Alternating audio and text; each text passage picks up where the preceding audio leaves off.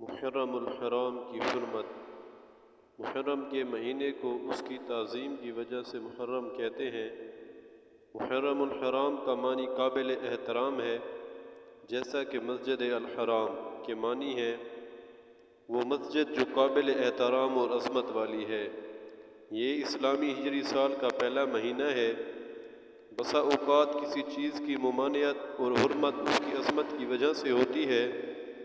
محرم الحرام ان 4 مہینوں ذوالقعدہ، ذوالحجہ، محرم الحرام اور رجب میں سے ایک ہے، جنہیں اللہ تبارک و تعالی نے حرمت والے مہینے قرار دیا ہے۔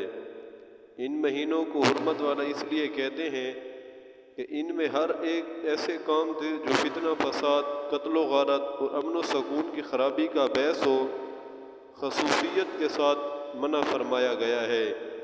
ان 4 مہینوں کی حرمت و عظمت پہلی شریعت